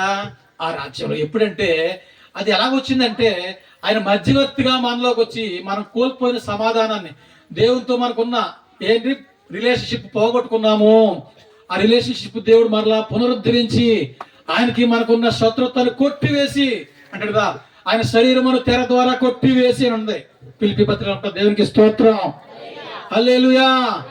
మన ఉభయులను సమాధానపరచెను. సమాధానం లేకుండా దేవుని దగ్గరికి వెళ్ళగలుగుతాం మనం? వెళ్ళేలా ప్రార్థన చేస్తాం. ఏం ప్రార్థన చేస్తాం సమాధానం లేకుండా? అందుకని ఏం చేశాడంటే మన ఇద్దరికి మధ్యలో ఆయన ఏం చేశాడు, ఆయనకి నాకు మధ్యలో, ఆయనకి నీకు మధ్యలో మధ్యవర్తిగా ఆయన ఉండి మధ్యవర్తి చేసి పని ఏంటి? సంబంధాలు తీసుకెళ్తారు, మధ్యవర్తి ఉంటారు. తీసుకెళ్ళి పెళ్లి సంబంధం కుదరాలంటే మధ్యవర్తి ఖచ్చితంగా కావాలి. అక్కడేమో వాళ్ళు పట్టాడతారు, ఇక్కడ ఏమో పట్టాడతారు. మధ్యవర్తి మధ్యలో సాగుతుంటాడు ఇలాగా. మధ్యవర్తి చేసే పని ఏంటంటే అటు వాళ్ళు ఒప్పించాలా, ఇటు వాళ్ళు ఒప్పించాలి. అది మధ్యవర్తి చేసే పని. ఆయన చేసే పని ఏంటి? అటు తండ్రిని ఒప్పించి భూమి మీదకి వచ్చాడు, ఇక్కడ మానవులను ఒప్పించి ఇద్దరిని ఉభయుల్ని యాగం చేశాడు. దేవునికి స్తోత్రం. హల్లెలూయా. అదే అసలైన క్రిస్మస్. ఈ సమాధానం లేకుండా ఉభయులు ఏకం కాకుండా ఎన్ని చేసినా అది క్రిస్మస్ అనిపించుకోదు. మనం అనుకోవడం తప్ప. ఎప్పుడైతే మనం హృదయంలో దేవుని చేర్చుకుంటామో, ఏదైతే చేర్చుకోకుండా బాప్తిసాల పొందాలి అనుకుంటున్నారో, మారుమసాల పొందాలనుకుంటే మారుమస అప్పుడు పొందడం ఏంటి? ఇప్పుడు కూడా పొందాలి. ఎప్పుడు పొందాలి? ప్రతిరోజు పొందాలి. బాప్తిసం ముందు మారుమనసు పొందాను కదంటే మరి అప్పటి నుంచి బాప్తిసం పొందాక క్రీస్తు కొరకు జీవించేవా? మామూలుగా ఎలాగా దేవుని వాక్యం చెప్పినట్టుగా జీవించేవా? మరి జీవించకుండా ఎలా ఉంటావు? జీవించాలంటే ఎప్పటికప్పుడు ఏం చేయబోతుందో లేదు, శుభ్రం దానికి క్లీన్ అయిపోతూ ఉండాలి. లేదనుకోండి ఎంత ఎత్తు పేరుకుపో తర్వాత గోరుతో పోయిన మధ్య ఏం కావాలి? గొడ్డలు కావాలి. అందుకని అటువంటి సమస్య రాకుండా ఉండాలంటే మనం ఏం చేయబడుతున్నది? ఎప్పటికప్పుడు శుద్ధి చేయబడుతూ ఉండాలి. దేవునికి స్తోత్రం. హల్లెలూయా. యోహాను రాసిన మొదటి పత్రిక అంటాడు కదా, ఆయనతో మనం అన్యోన్య సహవాసం కలిగి ఉండడమే క్రిస్మస్. అన్యోన్య సహవాసం అన్న ఒకసారి చెప్తాను. అంటే ఏంటి? విడదీరాని రిలేషన్షిప్. దావీదుకి యోనాతానికి మధ్య ఉంది, మీకు తెలుసా? అతని హృదయంతో కలిసిపోయింది. యాకోబుకి రూపుకి అంటే అతని ప్రాణం ఇతనితో పెనవేసుకుంది. ఎప్పుడు దేవునితో పెనవేసుకున్నావా? దేవునితో పెనవేసుకున్నా ఎప్పుడు కనబట్టడా? ఆయన ఆత్మ కనుక ఆరాధించారు. ఆత్మతోనూ సత్యముతోనూ ఆరాధించాలి. దేవునికి స్తోత్రం. హల్లెలూయా. అంతేకాదండి ఈ క్రిస్మస్ గురించి ఈ లోక సువార్తలు అంటారు కదా, ఏంటంట సర్వలోకం ఈ ప్రపంచానికి అంతటికి కలగబోయే మహా సంతోషకరమైన సువార్తమానం అన్నాడు. ఒక జాతికో, ఒక దేశానికో, ఖండానికో కాదు, ప్రపంచంలో 800 కోట్ల మంది, ఇంచుమించుగా 800 కోట్ల చిల్లర జనాభా ఉంది సంవత్సరం ఈ ప్రపంచంలో. అందరికి కూడా ఇది పండగ. ఇండియాలో ఉంటుంది, పక్కన పాకిస్తాన్లో ఉండదు అనుకోలేదు. ప్రపంచ దేశాల్లో దేశాల్లో అన్ని దేశాల్లో కూడా ఈ పండుగ జరుపుకుని తీరుతారు. దేవునికి స్తోత్రం, హల్లెలూయా. కాబట్టి ఆయన చేసిన పని అంటే సమాధానకర్త, అంటే ఆయన మధ్యవర్తిగా వచ్చాడు. తిమోతి పత్రిక అంటాడు కదా, ఆయన ఎవరంట, ఆయనకి క్రీస్తు నరుడు అన్నాడు. ఆయన ఏం చేశాడు, ఆయనకి మనకి మధ్యవర్తిగా ఉండి నీవు నేను పొందవలసిన శిక్ష. మధ్యవర్తి అంటే ఏంటనుకుంటున్నారో, నీవు నేను పొందవలసిన దెబ్బలు, యేసుక్రీస్తు ప్రభువు శిలువలో పడ్డ శ్రమలు ఏంటి చెప్పండి ఒకసారి. ఏం చేశాడు ఆయన? పంచగాయములుంది అంటే కాళ్ళు చేతుల్లో మేకులు, వీపు నాగడి సాలబడి దున్నపడింది. అంటే ఒక భూమిని అలా దున్నుతారు అలా దున్నబడింది. తలపై ముళ్ళ కిరీటం, పక్కలో బల్లెపోటు, నోటికి చేదు చిరక. దీనికి కారణం ఎవరో తెలుసా? మనం అంటాం కదా, నేనేం పాపం చేశాను. ఎవరు చేశారు పాపం? అసలు పాపం అంటే ఏంటి? చాలా మంది ఉద్దేశం అంటే కత్తి తీసి కసకం పొడిచితే ఎవరన్నా పాపం అనుకుంటారు కదా. కాదు, ఆజ్ఞాతిక్రమమే పాపము. అంటే దేవునిచ్చిన ఆజ్ఞను మీరితే పాపం, చేయొద్దని చేస్తే పాపం, చేయకపోతే పాపం. అంటే ఆదివారం ఆరాధన రాకపోతే పాపమా కదా? చెప్పాలందరూ. దేవునికి స్తోత్రం. సమూయేలు చెప్పిన మాట, సమూయేలు ప్రవక్త చెప్పిన మాట, గొప్ప ప్రవక్త. నా మట్టుకు నేను మీ గురించి ప్రార్థన చేయకపోతే పాపం అన్నాడు. ఇప్పుడు మనం ఎంతమంది పాపం చేస్తాం మనం ఆలోచన చేసుకోవాలి. ఇప్పుడు అంటే దేవుని సమయం దేవునికి ఇవ్వకుండా, ప్రార్థన లేకుండా, వాక్యం లేకుండా మన క్రిస్మస్ జరుపుకోవడం అంటే ఇది నామకార్థం అయిపోతుంది.